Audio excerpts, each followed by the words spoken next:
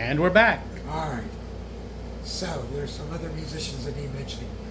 Klaus Weiland, it's probably Weiland, as they would say in Germany. He played incredibly beautiful acoustic guitar and the sitar on tour in the summer. Also, there is Val Kronk, who currently plays with the Infidels and Michael Escamilla. But Val is also doing a lot of his own music right now. Incredible stuff. I would advise anyone, if you can get an ear to hear his stuff, you gotta hear it. It's really good. And then there were others too. There was also, oh my lord, Kevin Lewis once again on bass, Fred Lucenter on violin, Raul Garcia on drums. Who else have we got here? My goodness, Dylan, the drummer. Oh my goodness, where's that little chart with the artists on it? Yes, on drums, Dylan. I'm losing names here. They're gonna kill me. On drums, Dylan Martin. Dylan Martin, and also on guitar was another young man who was very good on guitar. On guitar. Brandon Bombardier. Okay. Brandon was also awesome. Another guy on bass was John. He's on the Distant Malverns.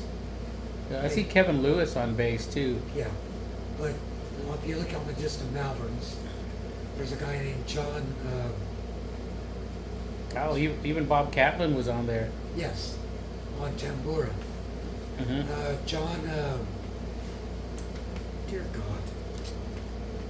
There's a song called The Distant Malverns. You look on there. Oh yeah, the Distant Malverns on which one? What instrument? Bass. Bass was John Thurston. John Thurston. You had also Joan Carroll, who also sings. Yes, Joan Carroll. She sings on 4 songs on there. Joan is an artist in her own right. She's done recordings with many other artists, and she's a jazz singer actually. And she has her own radio program on KRTU on Saturday mornings from 11 to 1 p.m. And she's also on the song Sarah. She's the female voice on Sarah. And then there was also a Japanese keyboardist on the recording by the name of, oh my God, these people are going to kill me for forgetting their names. And he was part of Alchemy at the time. He was a keyboard player? Yes, he was, oh my God. He played piano, keyboards, mellotron. Do you know which song that he was on? All of the Days is one of the songs. Oh, that's a really good song. This whole album was Yeah. it's an amazing album. The He should be on All of the Days though. He's on 4 songs also. Great. Heyday Heyday. Katoka. Heyday Katia. Katoka? Let me see. Heyday Katoka. How do you spell it? Katoaka. K. Kataoka. Katioka. Katioka. Yeah. Heyday. Heyday was with us for a short time. We played live with him on keyboards. He was amazing. He actually also recorded with the country artist John. Oh God, he's gonna kill me. They're all gonna kill me. This was a major country artist, by the way. He was on four of his albums. This is a popular country artist. Oh God, on a major label. Anyway, he also played keyboards. Remember Tiny Tim? Yes. He was in Tiny Tim's band. Oh wow. Way back. Yeah. Okay. Okay, so that's everybody, I think. Okay. Hopefully I didn't miss anybody, even though I forgot everybody's name. Well, that's all right. It's been 11 years ago. Yeah. So that was the birth of Muse-Myth, more or less. Okay. And I wanted to do more with Muse-Myth. And that's about it. So, let's talk a little bit about the band Himmel. Okay, so that was at the same time as Mannequin, 1981. We recorded an album then. It was purely by accident. We've never had a plan of putting a band together away from Mannequin. We just, a good friend of ours, Henry Arispe, who is a member of Himmel, he got a steel drum. And it was very exotic. And he came around with his thing, started banging on it. We're like, wow, this is great. And I don't remember all the details, but somebody picked the bass guitar. I had my Elka string synthesizer right there. And started playing synth. Steve on bass. And then Art Sarkis on percussion. We all changed, but anyway, just started jamming. And all these songs came up. And so because of my travels through Mexico and Henry's, and in fact Henry and I journeyed together through Mexico,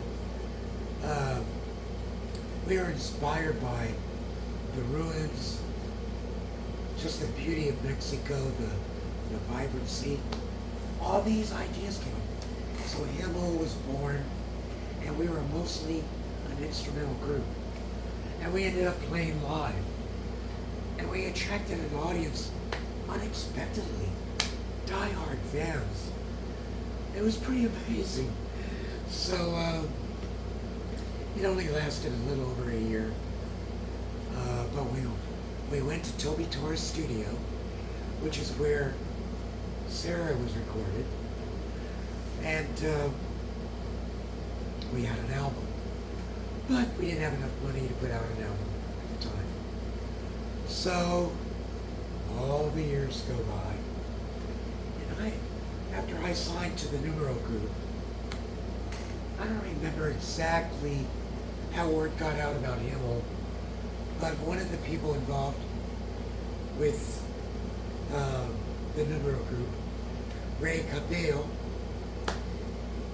he has a record label called Pecos Records, which is a subsidiary of the Numero group. Okay. And so because of him learning about Himmel, I'm not sure from who, Ray can tell you about it. Okay. I should be able to tell you. It may have been through Chris Smart. By the way, Wow. Robot Boy. Chris Smart had a lot to do with the word getting out about Closet Records, Mannequin, and Himmel through the from the barren wasteland. That's a whole other discussion you could have with Chris. Yeah. Where did that name derive from, Himmel? From Steve Sanchez, who was a member of Himmel. Because we were trying to think, well, what do we call this thing? Yeah. And so Steve said, we can call it Himmel. What's Himmel? I don't even know. It's a German word for heaven. Really? Okay, I did not know that. I didn't know either until Steve told us.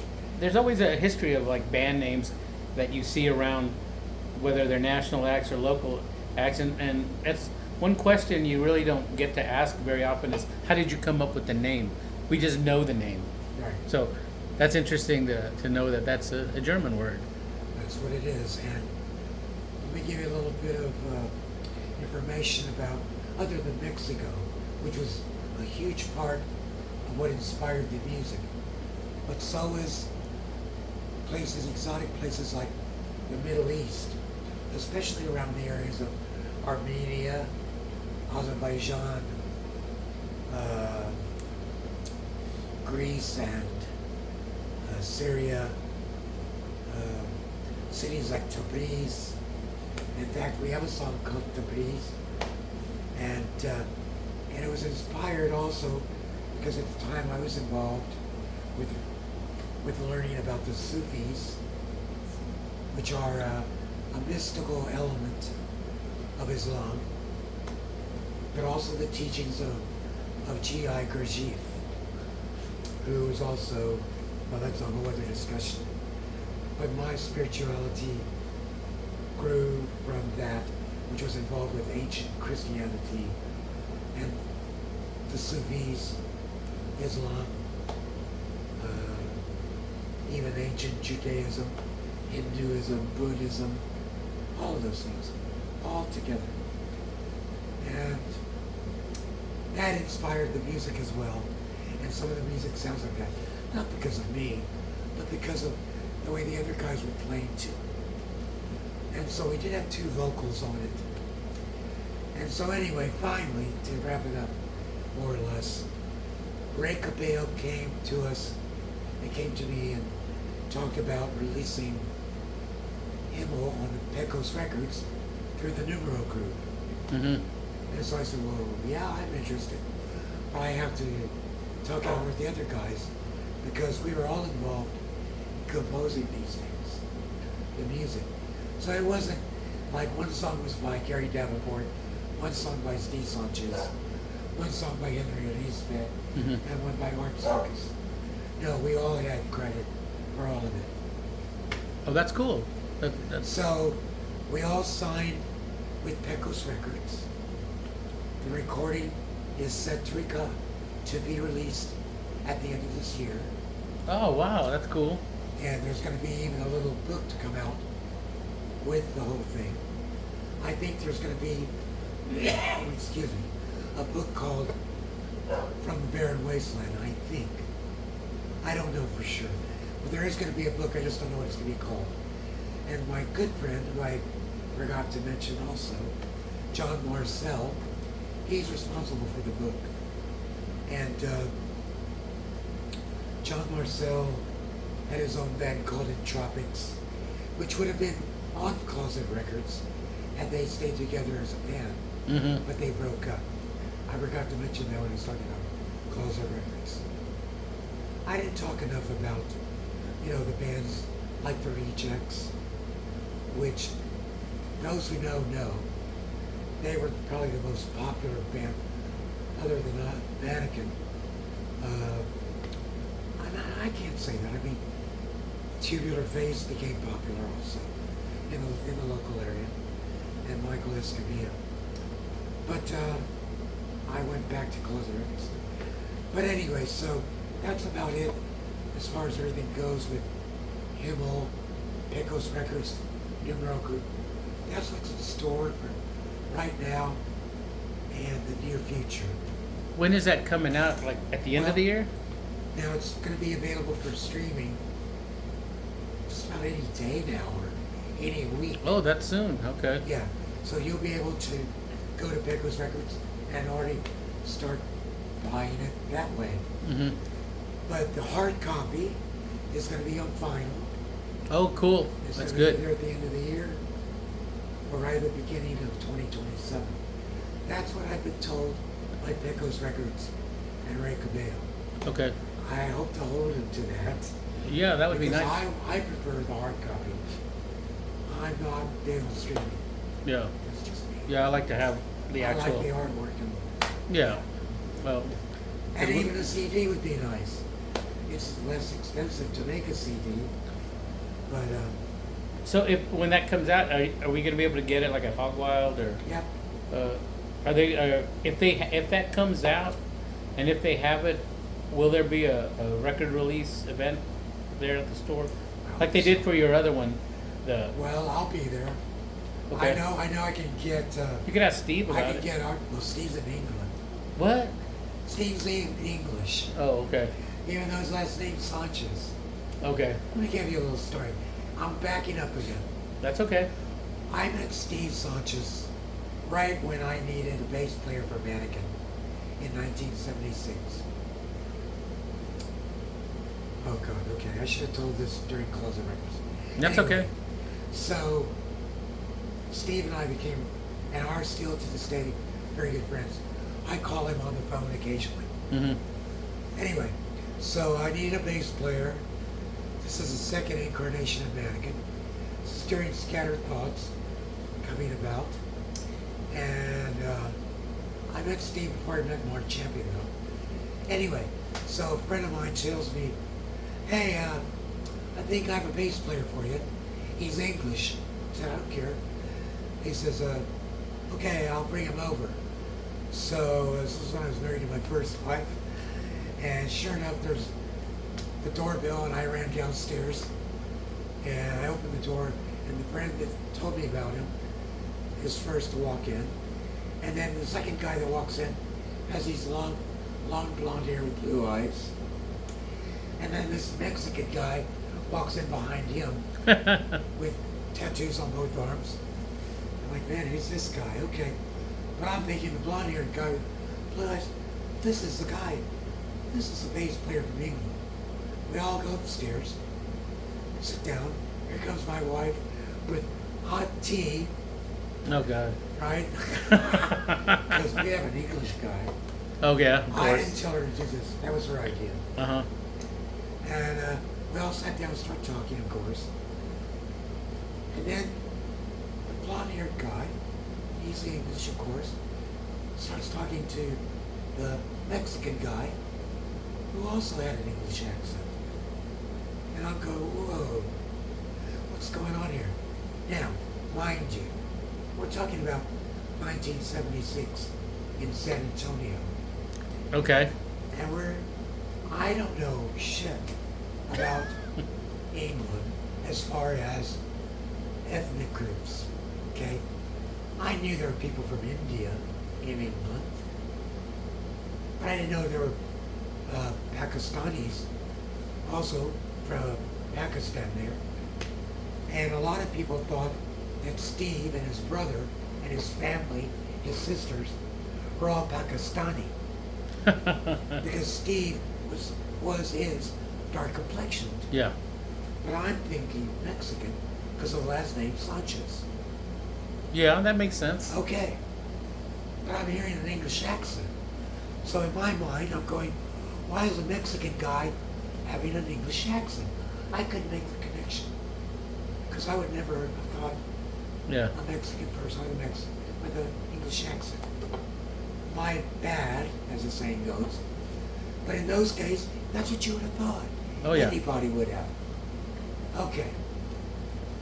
So the lap was on me, so I'm learning this is a bass player. Fine, I didn't care. Didn't matter. Anyway, after that, it was accepted. And I said, well, if you agree, let's try things out. And if you like what you hear, we'll go from there. He said, fine. The other guy, the blonde-haired guy, he was from London, and he left like a week later. He went back to England. Steve came here because his father was from the west side of San Antonio. Mm-hmm. I might be wrong about that. It might have been the east side. Either the east or the west side. And his dad's Sanchez. Okay. Of course. His dad went over in World War II to fight. And he got stationed in England. I think wherever. And he met his mom. He met Steve's mother in England. Mm-hmm. Got married. Got dual citizenship. And stayed in England. And that's how Steve came about. So Steve wanted to know where his father was from. So he decided to come here. And ended spending the next 8 years of his life here. So that's how Steve became a member of Mannequin. He ended up liking what he heard. Mm-hmm. And he played bass beautifully and fit beautifully. And we became really good friends. And that's how Steve became involved with Himmel and became a player in Himmel. Now Steve and I traded off on keyboards. Steve played keyboards and bass with Himmel, and I played bass and keyboards with Himmel, and we both did vocals. And Henry and Art traded off on percussion and steel drum, and Steve played steel drum on one song. Anyway, that's it. But that's how Steve Sanchez came about. So That's why Steve wouldn't be at a record release party. Because he's back in England. Oh, He went there back you go. in 1988. All Or right. 87. Yeah. So, now Art and Henry, they'll be there. Yeah, I can get them there. Oh, that's pretty. Now Art's in bad health too, but I think he'll show up. Okay. Well, that's. So, I don't know when we'll have a release party. I'll have to talk it over at Becco's Records. Hmm. But I would think it would be when Hog Wild would like to have the record in their store. That would be so nice. they could sell it.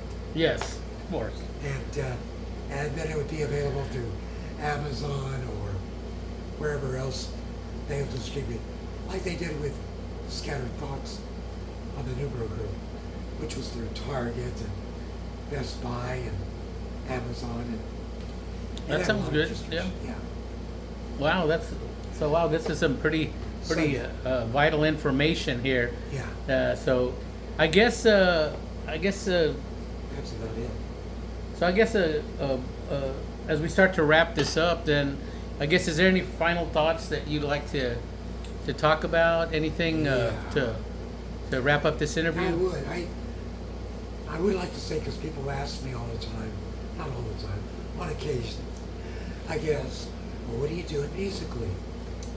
Well, nothing at the moment. I have these beautiful guitars here. On occasion, I might pick one up. Anyway, but I'm having a hard time singing anymore. I don't have a voice to sing, really. It's gone.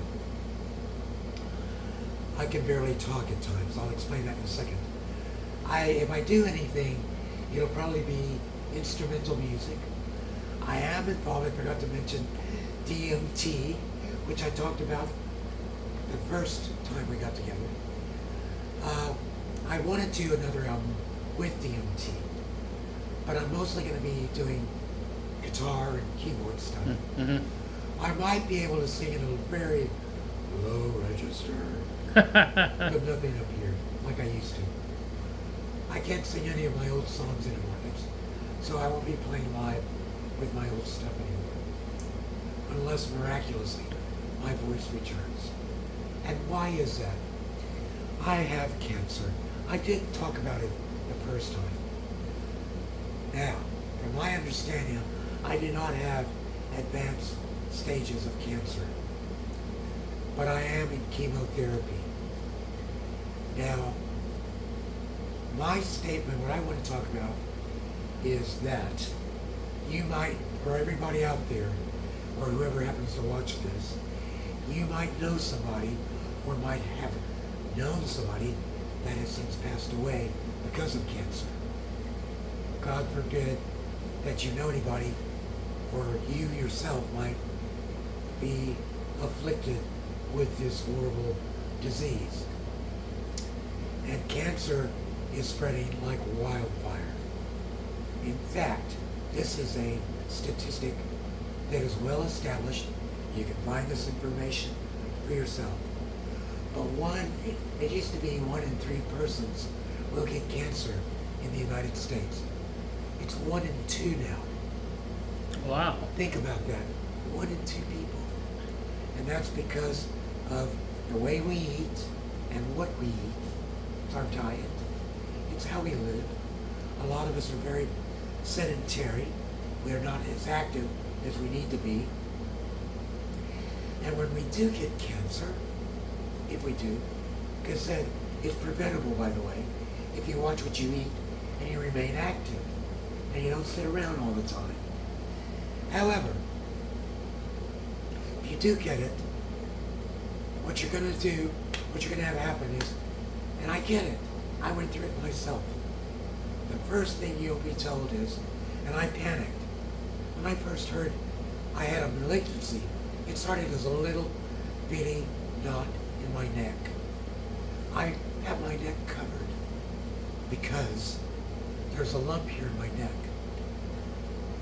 It started as a very small little lump. It didn't go away. I had it checked out. I had a scan done. I was told it's a malignancy. It's like, damn, that means cancer.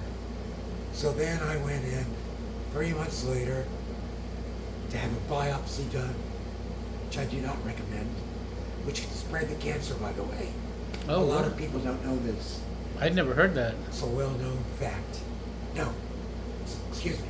It's not a well-known fact. It is a fact, but it's not well-known. Does it always spread the cancer? No, but it has the potential of spreading cancer. Okay. So, also scans. There's a CT scan, and there is a PET scan. Both have high doses of radiation. If you look it up for yourselves, you will see that radiation can also, and they'll tell you, there is a risk of you getting cancer if you don't have it, or getting more cancer if you already have it, because of the radiation. Mm. But I did have a CT scan done, which showed that I had cancer. So then, when I went in, they said, okay, we're going to treat your cancer with radiation. I was like, okay. I didn't like what I heard, because I grew up during the Cold War, okay? Mm-hmm. Radiation was a bad thing from the Cold War. Of course. Nuclear weapons and nuclear war. I was just like, not radiation. So just the idea of having radiation put into it. I was like, shit, I don't know. I said, okay, we'll do it. And I was gonna do it. So I went home. I was down and out about it. And then I decided, wait a minute. Before I have radiation put into me, I want to learn about it.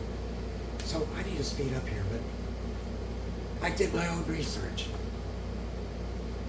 And I learned so much about the standard care of treatment for cancer. There are 3 options they're going to give you. Either chemotherapy, radiation, or surgery. That's it.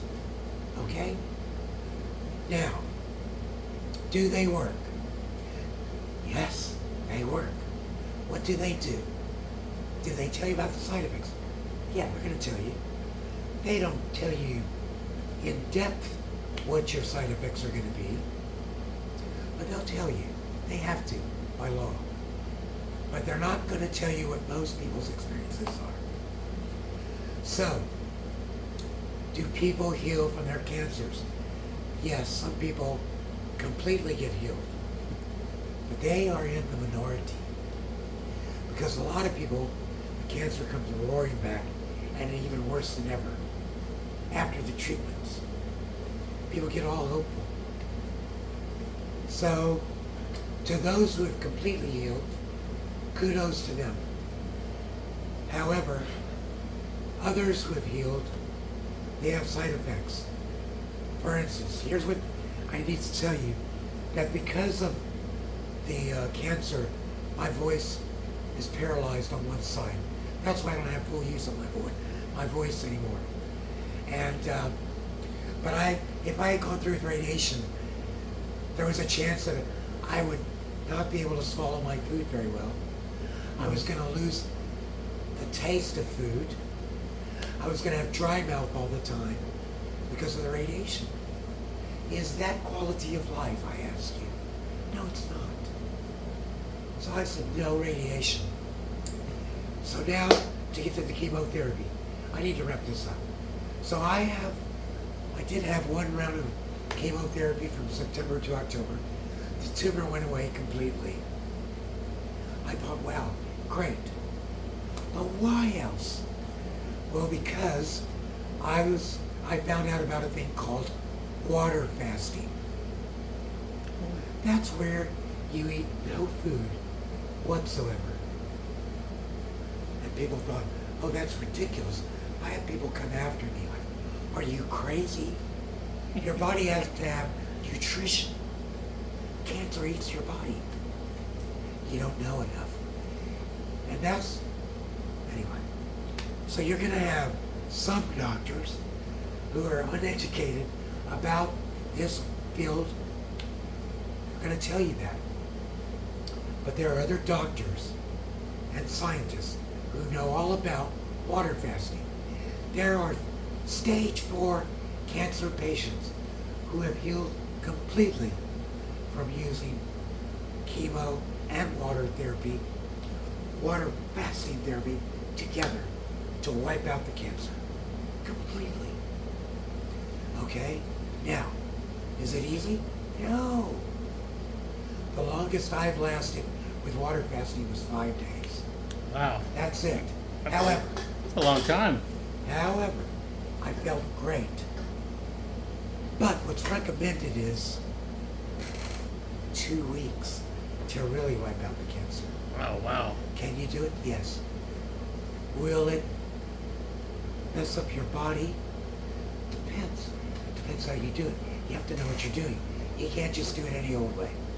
So the only thing I can do is recommend one person for sure.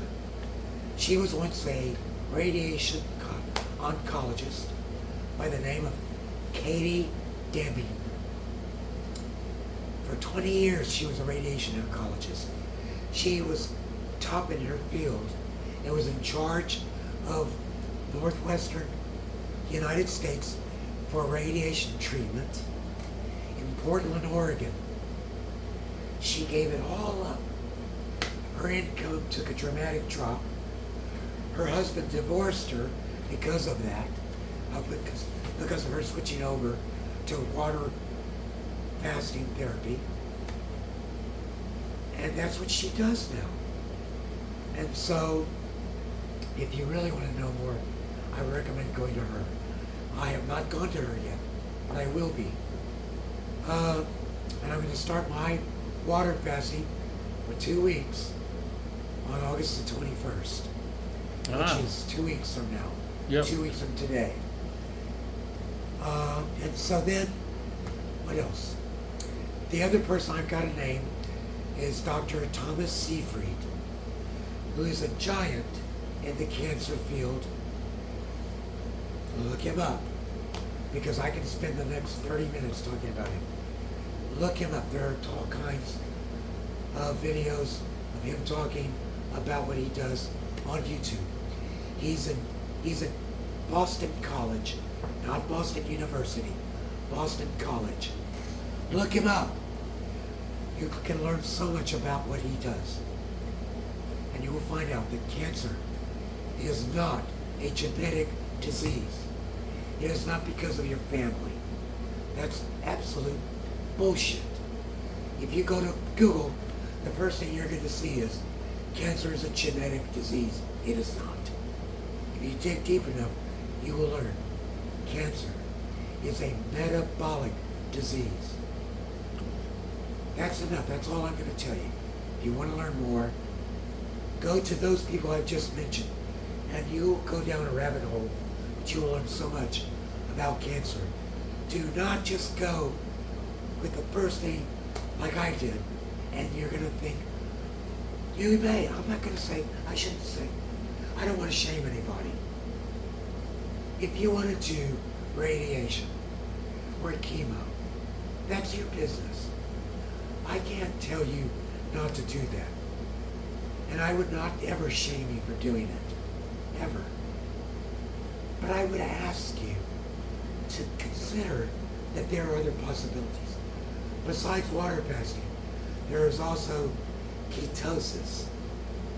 Change your diet, because cancer's number one food when you get cancer is sugar.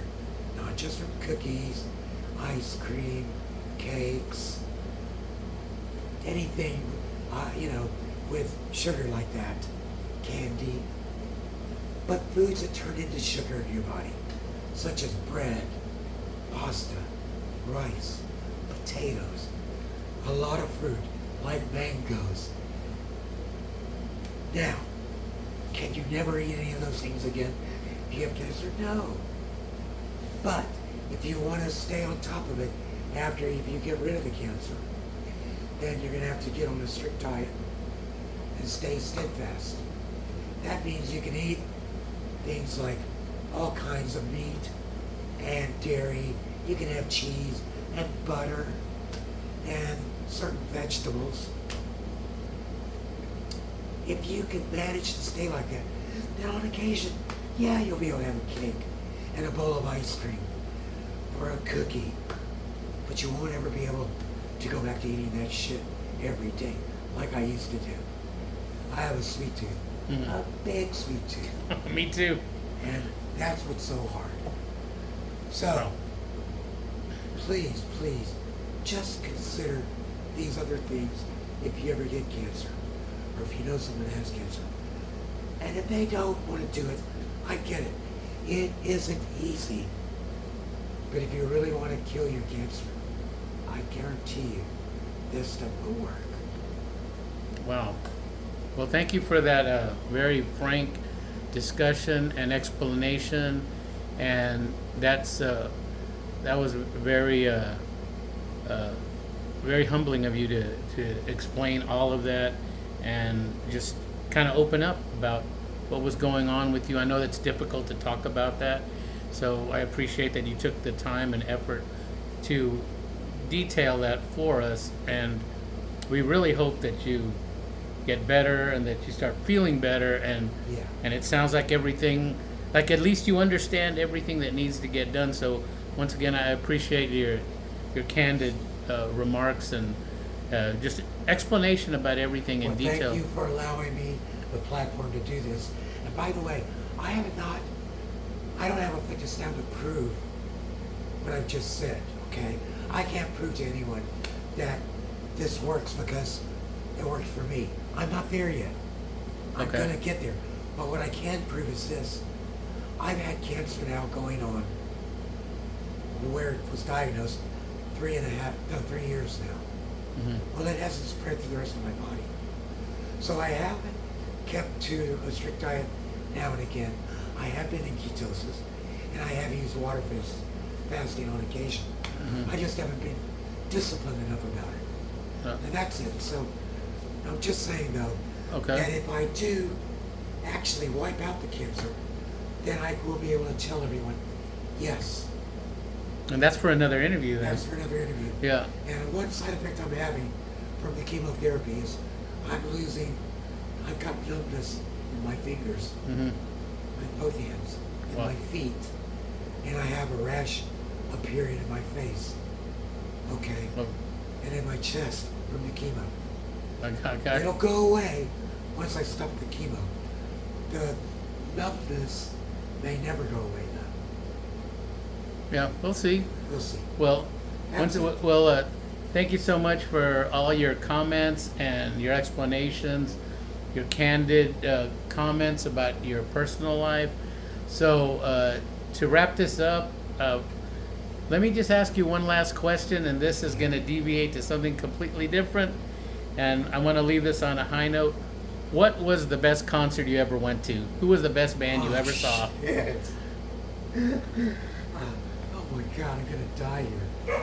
Well, you can name a couple of them. I was just saying, because I know you've been to a lot more shows than I have. So are we talking about Yes, Genesis, AC/DC? Just thought we'd ended on like one of your personal concert experiences where you left and said, "God damn, this was great." I felt that way so many times. I can't even begin to tell. Well, I mean, the first concert I ever saw, I was 15. I saw the Moody Blues, and I thought that was the greatest thing. But that was my first concert. But they were great. They actually were great. Even looking back. You know what? You're the only one, I think one of the few people I know who ever saw this guy in concert. So let's just end it on this. Tell me what it was like when you saw Peter Gabriel. That was the greatest concert I ever saw with Genesis. It was his last year with them. And they performed the entire The Lamb Lies Down on Broadway. Classic album. He was so theatrical in those years. The band was amazing. That was a problem for them because he did take a lot of attention away from them because of his theatrics. But the music was just unbelievable. And then there was also audio visual. They had film running behind them on these 3 screens that was telling the story. But he was also changing costume, and he was playing the main character. Yes. For those who know about Mhm. The Lamb Lies Down Red Yes. on Broadway, Rail. And so, just amazing. And I thought at the time, I'll never see anything greater than this. And to this day, it holds up in the top 5, at least. Was that here? Or No, that was in Houston, Houston. at the music hall Ah, in okay. Houston. Now, granted, then I saw the Sex Pistols Oh yeah, we talked about that in the just first 3 years interview. later, you know. And to me, then that was like the greatest rock concert. That was But- just a nut. That was just crazy. Well, it was unexpected. I didn't even know who they were. I just went, okay, you gotta go. Okay. But, going back in time, when I was like 16, I saw Wishbone Ash. That was one of the greatest rock concerts. Amazing rock concert. Mm-hmm. Wishbone Ash, she agrees. Let me think though. Trapeze as a trio, when it was just Glenn Hughes. Yeah, he just recently retired from touring Did he? because he's gonna have open heart surgery. He's done with performing live. He's up there. Yeah, Uh, Trapeze. I never saw them. Oh man. Mel Galley on the guitar, and Dave Holland on drums. Great concert. Just great. Were these some of the shows at the Municipal Auditorium? That's where that's where I saw Wishbone Ash. I saw King Crimson. Another great concert. When they were touring with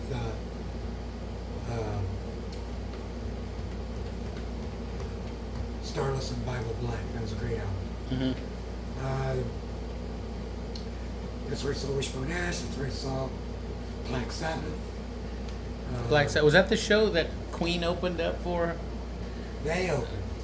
Oh, Black Sabbath. I can't even remember who they opened for. I was smoking way too much marijuana then. I was 16. You could tell Ozzy Osbourne was a bit nervous. They only played like 30 minutes. They had just come out with their first album, so it was between their first album and Paranoid. Mm-hmm. It was great. Mm-hmm. Who else did I see? I saw Al Stewart there right before he had a hit with Year of the Cat. Oh, okay. Right before that, huh? He was great. And he opened for Queen. Oh, he did. Oh, Yeah. okay. Another sleeper was PFM. They were on Manticore Records, which belonged to Emerson Lake and Palmer. Okay. They were a prog rock group from Italy. Great band. Amazing show. They only played for 30 minutes. So Yeah. angry. Yeah. Who else though? But you're talking about great concerts. Roger Waters. Oh, yes. When he was here, just Did you go to the Pink Floyd show the last time they came to the Alamo Dome? I missed it. Well, I was pissed off because I wanted Roger Waters there. Yes, he was gone by. I was pissed off at them more than I was pissed off at him. I understood them. They had a point. They had a legitimate point. But damn it. Mhm. I mean, it is hard when the band member kind of takes over. Mm-hmm. Nobody likes that. No. Who does? No one. I learned to let go of that when I joined Red Square. I had to. But Roger Waters was not prepared to let that happen. Yeah. Hmm. And shame on him for that. Yeah. But I felt like, no, it's not Pink Floyd without Roger Waters. So I mean, lost it. that argument goes on even to this day. I know. People are still saying it's not Journey without Steve Perry, and there's that. But everybody's got that. The purist. It's not Styx without Dennis DeYoung. I get it. People. I mean, that's the purist part coming out because that's the classic part of it. So I understand what you're saying. And the thing is too, I can't. you know, I wasn't into a lot of the rock groups that other people are. You know, you mentioned AC/DC. Now I know they're one of the greats. I can't take that away from them. But I was never a fan. Mhm. It just didn't. They just didn't hit me. You mentioned Journey. I was never a fan of Journey. Probably because at the time,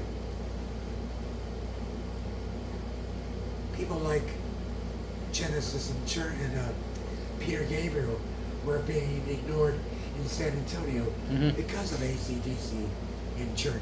Mhm. They were getting the upper hand.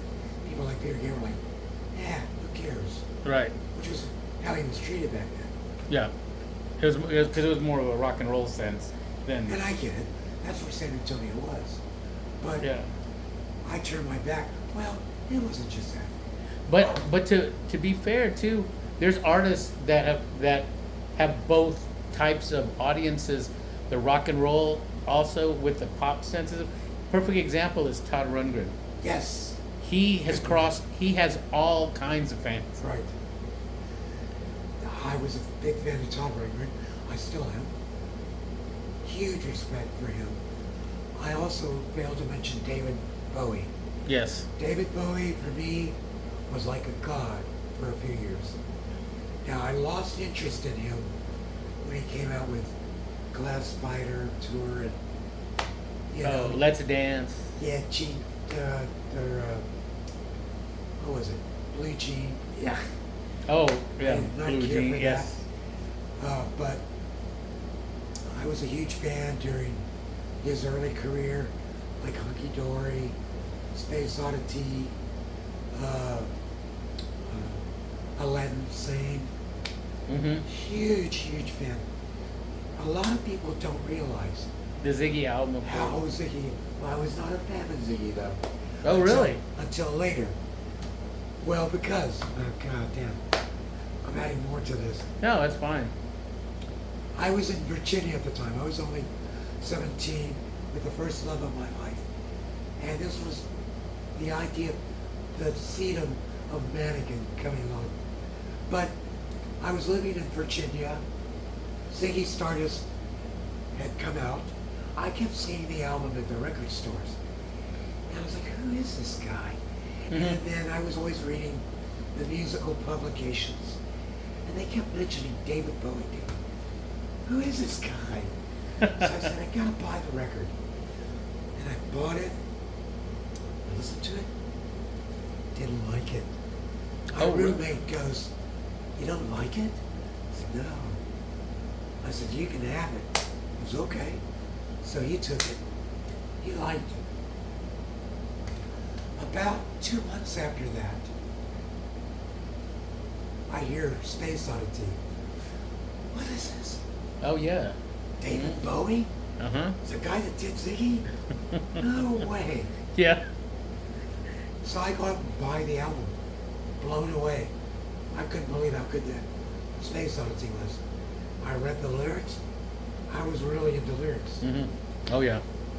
Because of King Crimson. The lyrics. Always because of Peter Sinfield from King Crimson. Okay. But amazing lyrics. And I was just like, I can't believe this guy's lyrics. So then I find out about, he has another album. What? And he has another album. Yeah. What? He had already released other albums. They just hadn't taken off in the United States yet. Yeah. So I bought all his catalog. I loved all the lyrics. I really got into David Bowie. What did you think about Young Americans? That was kind of a A disco. lot of people, well, It was good. It was R&B for sure. but before that came out, okay, so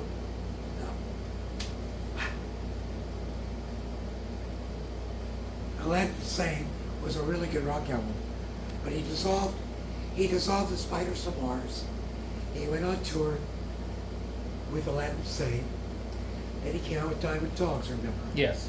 Before Young Americans. And Diamond Dogs was supposed to have been called 1984 because Diamond Dogs is about 1984. And he tried to get the rights to call it 1984, but he couldn't get the rights. The lyrics, once again, amazing. But I already knew about 1984 because I read the book. It's like, oh, Chris is great. Yeah. Okay. But then he throws a curveball with Young Americans. What happened? What is this? I ended up loving it though. It is a great album. All that whole album. Okay. I Well, was blown away.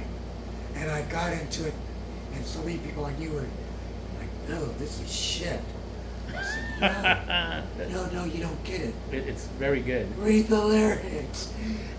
And the songs are, it also reminds me of Todd Rundgren when he did, what's the name of the album he did? The Want of a Nail. It was before Second Wind. The album before Second Wind. Oh yeah, It yeah. was That's an R&B album. yes, for the yes, most part. yes. That's it's the one with the handprint. What is it called? What is the name of that I one? love that album. I'm Uh, having a hard time with it. Yes, I have it too. I can't. And I listened to that and went crazy over it. It's the one that has parallel lines, Yes. which is a great song. Yes. That whole album is great. Yeah, it's all awesome. And it was R&B. And Second Wind had some R&B. Hmm. I love Second Wind, by the way. Yeah. Anyway, so yes, Young Americans was a great album. And then when Let's Dance came on, I liked it, but I wasn't crazy about it the way I liked Young Americans. Okay. So it started to become a departure point for me. All right. Well, I guess we need to wrap it up Yeah, then. But yeah, let me throw one more name, and then Okay. we'll end it on this. By the way, Peter Gabriel, when he came out with Sledgehammer, I was like, what the hell happened? That was like early, like 90, 91? That was 86. Was it? Okay. However, I grew to like it because there was other great songs on that album. And it was his biggest selling album ever. And that's when he became briefly a superstar. But Alright. he left Sledgehammer there and went on after that and never went back. Anyway, Oh, okay. My last one then, and then we'll end it on this one. Is I just wanted to ask you about this. Let's talk briefly about David Johansen. He just passed away, but I was always a Dolls fan. I always liked his solo stuff. Now, the curveball in this instance is the Buster Poindexter. yeah. But the rest of his stuff, I think is great. But I think he's one of those guys that if you either get it or you don't. I agree. I don't know enough about his career after the New York Dolls. Mm. I just don't. I didn't follow it. I loved all his stuff. Funky but chic, just just everything. All his solo stuff, I thought was just amazing. Well, you know more about it than I do then. But he was. When you first said David Johansen, I was thinking of David Sylvian. He's That's also one of my- great. He's one of my favorite artists of all time. Yes, he's very As good. was Japan. And they missed the curve at the time Hmm. during the new romantic groups like Duran Duran, and although Duran Duran gave a lot of credit to Japan Yes, and said that was their inspiration for I have a few of the Sylvian. I think my favorite one that I have is that Dead Bees on a Cake. great album. It's the whole thing is great. My But favorite, I loved that one, but I also Gone to Earth and oh God, oh yeah, the one before that, he's somebody I wish I could have seen live. me too. But I don't think he's ever been around here, at least not that I've heard No, of. I think the closest he ever came was to like Nashville or something like that. Yeah, the elusive David Sylvian. Yeah. Well, he's definitely in my top 10 artists' favorites. Okay. Forever. Yeah. All right. Well, I guess we're going to end that on that. Well, thank you so much for your time, and I appreciate all the information, the wealth of everything, from the solo stuff It's to probably the. longer than the first one. That's fine. But it has a wealth of information, and everything from the beginnings to your personal issues to favorite concerts to everything. So it gives us a better understanding of you as a person, as a musician, and also as a musical pioneer. And you're like a walking encyclopedia of music. So I mean, it's rare to find people like you that I can have conversations with about people that we know about, and I can't have these conversations with too many people like that. I understand that. So anyway, well, thank you very much, Gary. I Thank you. appreciate the time that you sat down with us, and I guess we'll keep an eye out for this new record that's coming out. Yes. We'll, Listen out for Himmel. You'll be able to download it by streaming. And a hard copy at the end of the year, hopefully, or the beginning of the new year. And like I said, check with Pecos Records and Ray Cabello. okay. Okay. All right. Well, thank you so much, Gary. Ray And is spelled R-A-E, Okay. by the way. Ah. Not R-A-Y. R-A-Y. All right. Well, thank you so much, and I guess we will talk to you later, and we'll just keep up on your career. We're going to keep going with this. All right. Thank you so much, Gary. I appreciate it. Namaste. Thank you.